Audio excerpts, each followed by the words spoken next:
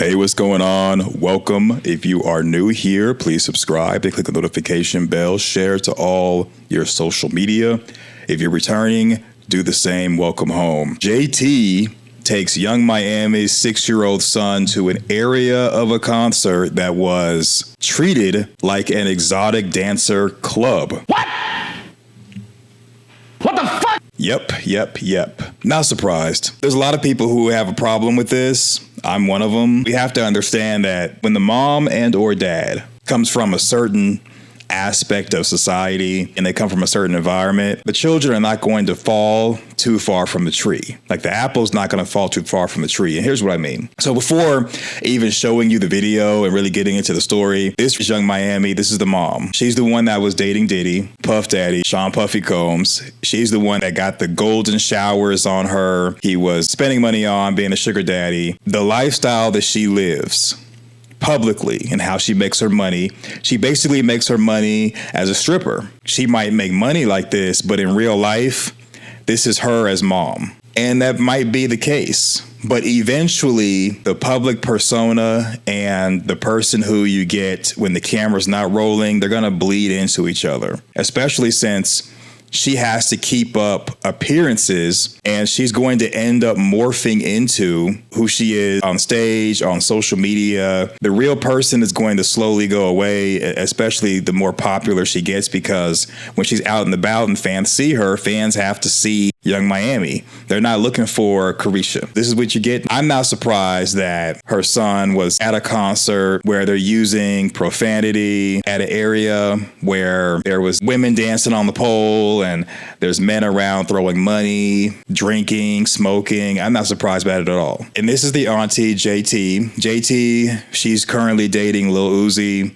She's the one that had a fit at the BET Awards for being jealous. She's the one that cussed him out. I'm not surprised about her taking the 6-year-old son while being the auntie, while caring for him, to the backstage area of the strip club, because she's the other part of City Girls, has the same persona as Young Miami. This is how they make their money. She's told Angie Martinez, and she's gone to other interviews and told people that growing up, she had insecurity issues. And this public persona of JT is her way of kind of like hiding those insecurities, being empowered, of course, making money, and almost getting back what was taken from her by being insecure, being wronged, being done negatively.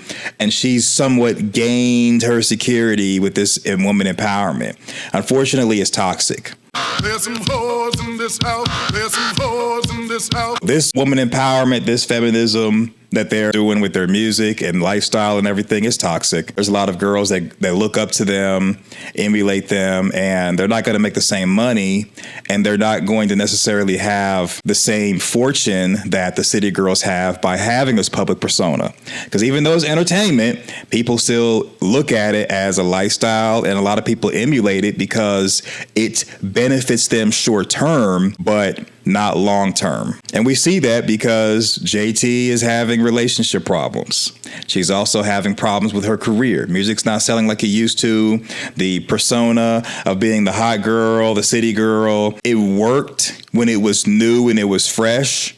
But because you got people like Lotto, Ice Spice coming in who are doing the same thing, and unfortunately, more people are more favorable to them because they're lighter skinned, the city girl thing, the gimmick, it's going to run its course, and the next city girl clone is going to come up, and now they're slowly being replaced. This is a temporary thing. It's a quick way to make some money, to put yourself out there as a gimmick. But when you think about it, when's the last time city girls really was popping as far as their music? I don't work jobs, bitch, I am a job. You don't like it, take a hike, pay me for a sucker slop. I'm a rich ass bitch. To me, that was the last time they really were popping. Their music and public persona is bragging about selling the box.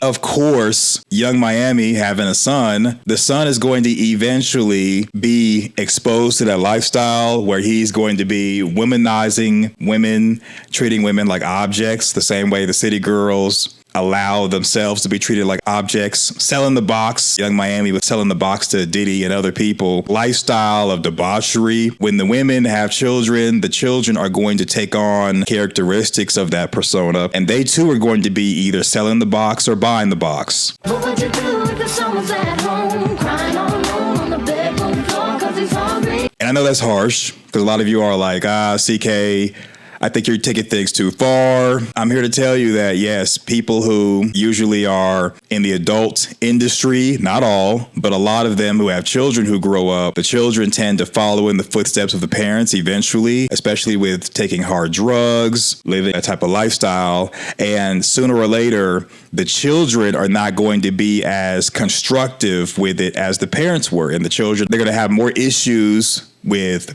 having a social life and having a family and having relationships and stuff. And we see that with Freaknik. You remember a year or two ago, I did content about talking about the Freaknik and how a woman was at Freaknik having fun. Pictures were taken, and then the pictures were circulating online. And then the daughter went under the post and said, "Hey, can you take that picture down? It's my mom."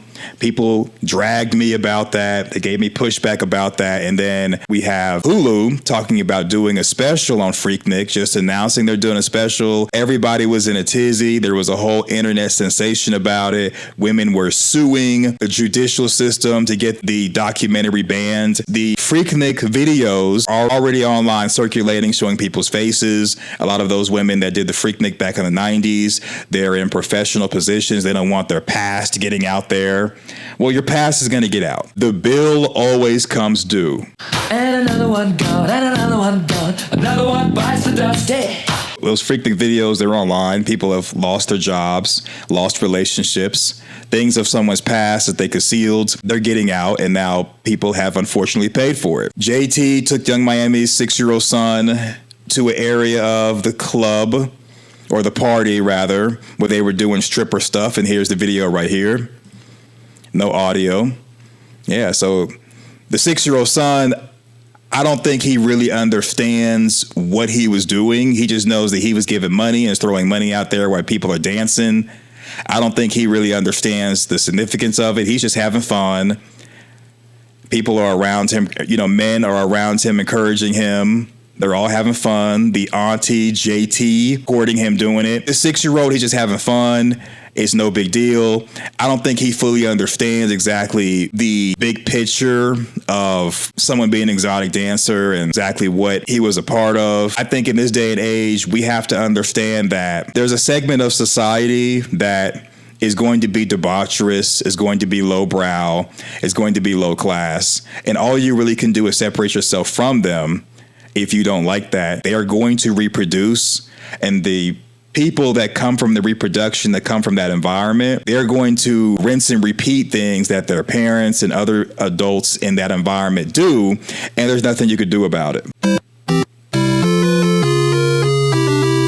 And what's crazy is that women are going to meet guys that come from this environment.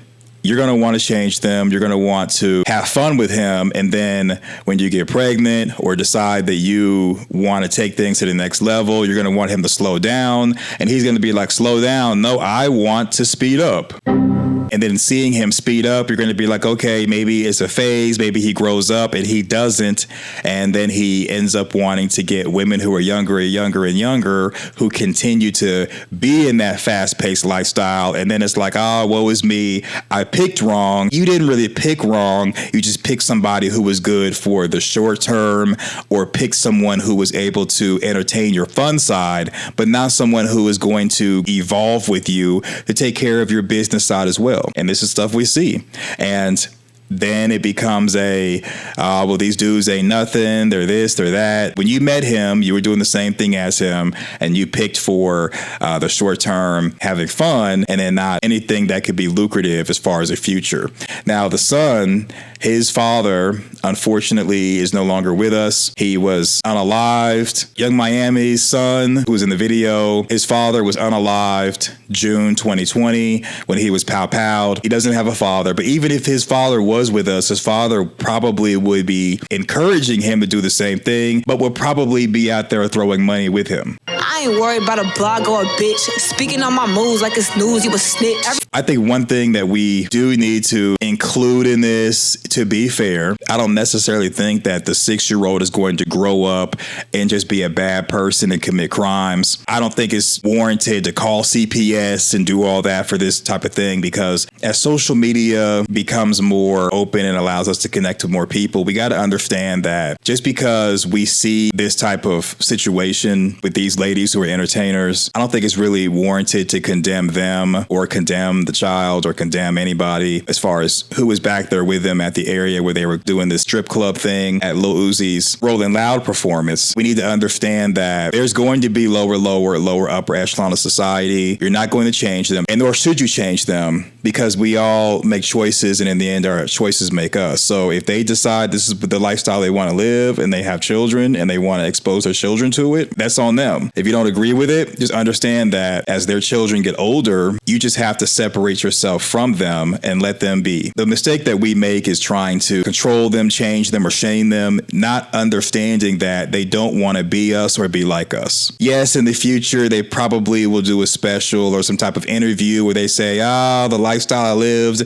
it was fun at the time, but it was negative on my children, negative on myself long term, yada, yada, yada. That may happen, but this is how they're making money, and I don't see them really having marketable skills to make money any other way. That's the other aspect of it is, unfortunately, there's a lot of people out there that didn't do well in school. They're not professional. They don't have marketable skills. They can't make money a normal way. This is how they make their money, and they're successful at it. Despite what you may think, as far as judgment, they're making more money than a lot of us combined. And this is feminism. It empowers women who are single mothers, women who may live a negative lifestyle. It allows them to earn an income and be able to pay their bills, take care of themselves, and not actually be on the corner and be in exotic clubs doing things that we've deemed negative. What do you think? Let me know in the comment section your thoughts. Thumbs up the video, share to your social media, subscribe, click the notification bell. See you in the next video. Thanks for watching. Go forth, do great things, and I'm out. Peace.